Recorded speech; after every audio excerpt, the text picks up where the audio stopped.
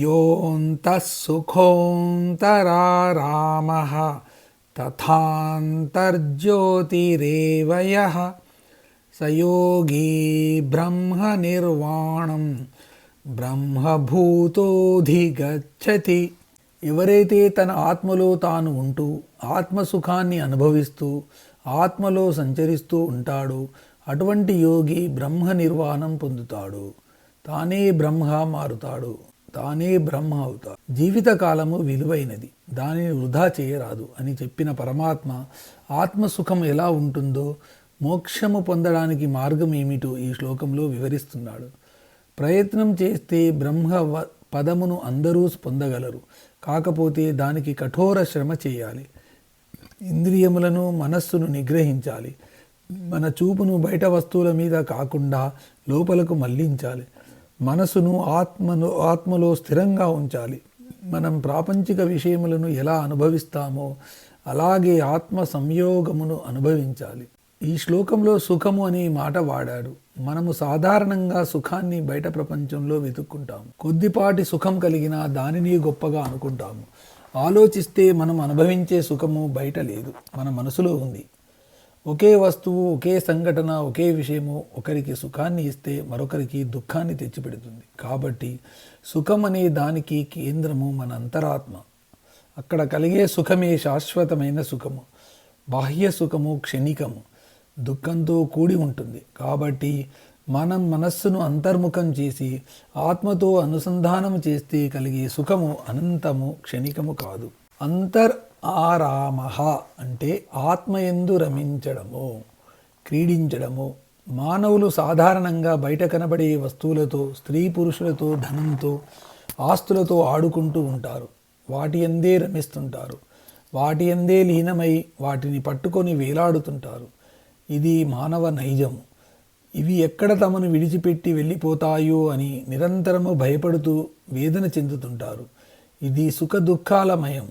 అదే ఆత్మలో మనసును ఉంచి క్రీడిస్తే, రమిస్తే శాశ్వతానందం కలుగుతుంది. కాబట్టి మనము వాస్తవాన్ని గ్రహించాలి. అంతర్జ్యోతి అంటే లోపల వెలిగే జ్యోతి, అదే ఆత్మజ్యోతి.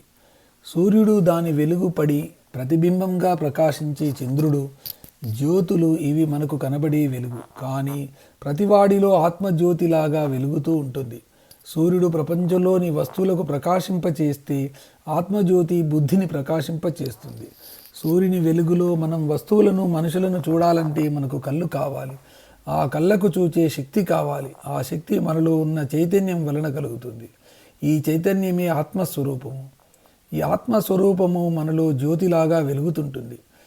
మనలో ఆ వెలిగే జ్యోతిని ఆశ్రయించాలి. దీపం దగ్గరకు పురుగు చేరితే మాడిపోతుంది. ఆత్మజ్యోతి దగ్గరకు మనసు చేరితే మాడిపోదు. పైగా ప్రకాశం సంతరించుకుంటుంది, ఆనందంతో నిండిపోతుంది. కాబట్టి మనం ప్రాపంచిక విషయముల మీద, బంధుమిత్రుల మీద, ధనము, ఆస్తులు, పదవుల మీద వ్యామోహమును వదిలిపెట్టి ఆత్మలో సుఖాన్ని అనుభవిస్తూ ఆత్మలోనే రమిస్తూ నిరంతర ఆత్మానందం కోసమే ప్రయత్నం చేయాలి. అదే మానవ కర్తవ్యము. దీనిని బ్రహ్మ నిర్వాణము అని అంటారు. లభంతే బ్రహ్మ నిర్వాణం ఋషయః క్షీణకల్మషాః ఛిన్నద్వైధాయతాత్మానః సర్వభూతహితే రతాః. అటువంటి బ్రహ్మ నిర్వాణము లభించిన జ్ఞానికి తన లోపల ఉన్న పాపములు అన్నీ నశించిపోతాయి. అతనికి ఎటువంటి సందేహములు కానీ భేదబుద్ధి కానీ ఉండదు. తన మనస్సును, ఇంద్రియములను తన స్వాధీనంలో ఉంచుకుంటాడు. సకల భూతములను ప్రేమగా, హితంగా చూస్తాడు. సాధారణంగా ఋషులు, మనుషులు, సాధకులు మోక్షమును పొందుతారు అని మనం అనుకుంటూ ఉంటాము. ఋషులు అంటే ఎవరు అని ప్రశ్న వేసుకుంటే, ఇంద్రియములను, మనసును జయించి మనసును ఆత్మయందు లీనం చేసి శాశ్వత సుఖములు అనుభవించేవాడే ఋషి. దానిని మనం కూడా పొందవచ్చు. కాకపోతే నిరంతర ప్రయత్నము, సాధన ముఖ్యము. మనం మన పొట్టకూటికి, ధనం సంపాదించడానికి, సుఖాలు అనుభవించడానికి ఉపయోగపడే చదువుల కోసము దాదాపు 20 సంవత్సరాల పాటు పడుతున్నాము. కనీసం అన్ని సంవత్సరాలు ఈ శాశ్వత సుఖం కోసము పాటుపడి 30 నుండి 50 ఏళ్లకు మనము కూడా ఋషిత్వము పొందవచ్చు. అందరూ అతన్ని పూజిస్తారు. దానికోసము సంసారము, భార్య బిడ్డలను వదలనవసరం లేదు. కాకపోతే ప్రాపంచిక విషయముల మీద ఆసక్తి విడిచిపెట్టాలి. దైవ ధ్యానంలో గడపాలి. ఈ సాధనకు కావలసిన ముడి సామగ్రి ముందు మనము సమకూర్చుకోవాలి. వాటిలో మొదటిది పాపములు పోగొట్టుకోవడము. ఈ జన్మలో కాకపోయినా పోయిన జన్మలలో చేసిన పాపాలు మన వెంట వస్తూనే ఉంటాయి. మనసు పాపంతో నిండి ఉంటే జ్ఞానం రాదు. కాబట్టి ముందు ఆ పాపాలను పోగొట్టుకోవాలి. పాపాలు పోవాలంటే పుణ్యకార్యములు చేయడము, సత్సాంగత్యము, ఇంద్రియ మనోనిగ్రహము, నిష్కామ కర్మ, భక్తి, ధ్యానము ఇవి ఆచరించాలి. మనసును నిర్మలంగా ఉంచుకోవాలి. రెండవది సందేహాలను వదిలిపెట్టాలి. నాకు ఈ భక్తి అబ్బుతుందా అబ్బదా, దేవుడు ఉన్నాడా లేదా, ఉంటే ఏ దేవుడిని కొలవాలి, ఏ దేవుడు మంచివాడు, ఏ దేవుడిని కొలిస్తే అనుకున్న పనులు అనుకున్నట్టు జరుగుతాయి, అవి మనకు వచ్చే సందేహాలు. ఈ సందేహాలను వదిలిపెట్టాలి. దేవుడు ఒక్కడే అని మనము నమ్మాలి. మూడవది ఇంద్రియ నిగ్రహము, మనోనిగ్రహము. మనస్సు, ఇంద్రియములు ప్రాపంచిక వస్తువుల మీదికి, విషయ వాంఛల మీదికి, కామ కోరికల మీదికి పరిగెడుతూ ఉంటాయి. వాటిని కట్టడి చేయాలి, మన స్వాధీనంలో ఉంచుకోవాలి. వాటిని ఆత్మవైపు మళ్లించాలి. ఇది ప్రాథమిక విద్య. ఇది లేకుండా ఒక్క అడుగు కూడా ముందుకు సాగలేము. నాలుగవది సకల భూత హితే రతాహ, అంటే సకల భూతముల యందు, సాటి ప్రాణుల యందు దయ సహా అనుభూతి, ప్రేమ కలిగి ఉండాలి. భాగవతంలో ఒక పద్యం ఉంది. భగవంతుడిని ముందు ఒక కోరిక కోరాడు ఒక భక్తుడు. నీ పాద కమల సేవయు, అది ఈ రోజుల్లో సాధ్యం కావడం లేదు. ఎందుకంటే గర్భగుడిలోకి ఎవరిని రానివ్వడం లేదు. నీ పాదార్చకుడి తోడి నెయ్యమును, అది కుదరడం లేదు. పాదార్చకులే పాపాలు చేస్తున్నారు. వారిలో స్నేహము చేసి ప్రయోజనము లేదు. ఆఖరుది నితాంత అపార భూత దయయునుహు, తాపస మందార నాకు దయసేది గదే అని అడిగాడు. అన్నిటికన్నా ఇది ముఖ్యము. ఇది ఒకరు ఇచ్చేది కాదు, ఇతరులు ఇస్తే తీసుకునేది కాదు. ఎవరికి వారు ఆచరించాలి. సాటి ప్రాణుల మీద దయ కలిగి ఉండాలి. సాటి మానవుడిని మనిషిగా చూడాలి. తరతమ భేదములు ఉండకూడదు. అందరినీ పరమాత్మ ఆత్మస్వరూపుడుగా వెలుగుతున్నాడు అని గుర్తించాలి. ఎవరినీ దూషించకూడదు, ద్వేషించకూడదు, అపకారం అసలు చేయకూడదు. అందరూ సమానమే అనే భావన కలిగి ఉండాలి. చేతనైతే సాటివారికి సహాయం చేయాలి. అది చేత కాకపోతే సదా ఇతరుల మేలు కోరుకోవాలి. అందరికీ మేలు చేయమని భగవంతుని ప్రార్థించాలి. అన్ని ప్రాణులలో పరమాత్మను చూచేవాడు ఎవరికీ అపకారం చేయడు. తనలో ఉన్న ఆత్మ తన ప్రాణులలో ఉన్న ఆత్మ కంటే అని భావిస్తే, ఇతర ప్రాణులకు అవకాశం చేస్తే తనకు తాను అపకారం చేసుకున్నట్టే కదా. ప్రతి మానవుడికి ఈ జ్ఞానం రావాలి. ఎవరికైనా ఆత్మజ్ఞానం కలిగిందా లేదా అనే దానికి ఇది ఒక గీటురాయి. ఇతరులను దూషించేవాడు, ద్వేషించేవాడు ఎన్నటికీ జ్ఞాని కాలేడు. మనలో ఉన్న భవరోగములకు ధ్యానము, అనుష్ఠానము మొదలు అయితే సర్వభూత దయ పథ్యం ఉంటుంది. ఎన్ని మందులు వేసుకున్నా సరిగా పథ్యం చేయకపోతే రోగం మరలా తిరగబెట్టే అవకాశం ఉంటుంది. అందుకే సర్వభూత హితే రతాహ అని అన్నారు పరమాత్మ. ఈనాటి మాటల్లో చెప్పుకోవాలంటే మానవుడు తన స్వార్థం వదిలిపెట్టి సమాజ శ్రేయస్సు కోసం పాటుపడాలి. స్వంత లాభం కొంత మానుకు పొరుగువారికి తోడుపడబోయి దేశమంటే మట్టి కాదు, దేశమంటే మనుషులు అని ఎలుగెత్తి చాటాడు నాటి గురజాడ. కాబట్టి మనిషి స్వార్థం కోసం కాకుండా పరార్థం కోసం పాటుపడాలి. దానిని మానవత అని అంటారు.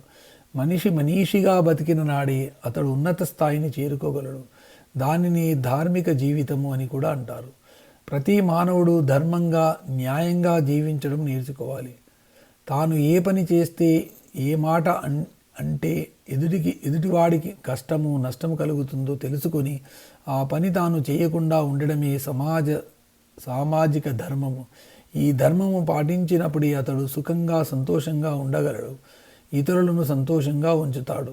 కాబట్టి ఋషిత్వము సిద్ధించాలంటే పైన చెప్పిన 4 లక్షణములను అలవర్చుకోవాలి.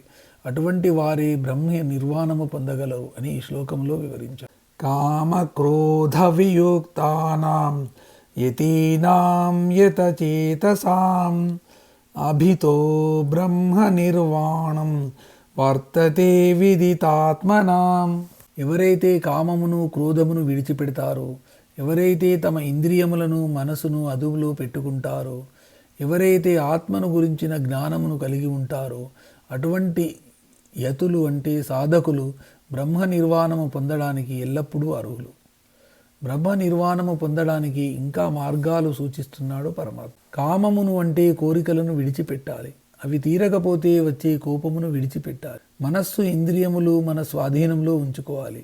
ఆత్మతత్వం గురించి తెలుసుకోవాలి. ఈ 3 లక్షణములు కలిగి ఉంటే మోక్షము మీ వెంట ఉంటుంది. 3 కష్టం ఏమీ కావు. మొదట దానిని ఆచరిస్తే తర్వాతది దానికదే కలుగుతుంది. కోరికలను అవి తీరకపోతే కోపమును విడిచిపెడితే చిత్తము మన స్వాధీనంలో ఉంటుంది. చిత్తము స్వాధీనంలో ఉంటే ఆత్మతత్వము దానంతటదే తెలుస్తుంది. కాబట్టి మనం ముందు ప్రాథమిక విద్య అయిన కోరికలను, కోపము విడిచిపెట్టాలి. తర్వాత సెకండరీ విద్య అయిన చిత్తము స్వాధీనంలో ఉంచుకోవాలి. తర్వాత ఉన్నత విద్య అయిన ఆత్మజ్ఞానము పొందాలి. ఇవి అన్నీ కష్టపడి చదివితేనే పాస్ అవుతాము. ఊరికే గుళ్ళో గోపురాలు పుణ్యతీర్థములు తిరిగితే రావు. అలా అని దేవాలయాలకు పుణ్యతీర్థములకు వెళ్ళకూడదని కాదు. కాకపోతే ఇవి పరమాత్మ గురించి తెలుసుకోవడానికి మార్గాలు మాత్రమే. జ్ఞానులకు కామక్రోధాలు ఉండవా అంటే ఉంటాయి. కానీ జ్ఞానులు తమలో ఉన్న కామక్రోధములను తమ అదుపులో పెట్టుకోగలరు. వాటిని అవసరం వచ్చినప్పుడే ప్రదర్శించగలరు. కానీ సామాన్య మానవుడికి కోరికలు అవి తీరకపోతే వచ్చే కోపము అతని అదుపులో ఉండవు. విచ్చలవిడిగా ఎక్కడంటే అక్కడ ఎప్పుడంటే అప్పుడు ప్రదర్శిస్తూ ఉంటాడు. పైగా అజ్ఞాని ఎప్పుడూ తన యోగక్షేమాల గురించి ఆలోచిస్తుంటాడు. యోగము అంటే తాను పొందినది, క్షేమము అంటే పొందిన దానిని జాగ్రత్త పెట్టుకునేది. అజ్ఞాని ఎల్లప్పుడూ ధనము, ఆస్తులు, పదవులు సంపాదించడం ఎలాగా అని ఆలోచిస్తుంటాడు. అవి తనకు లభించడం ఒక యోగంగా భావిస్తాడు.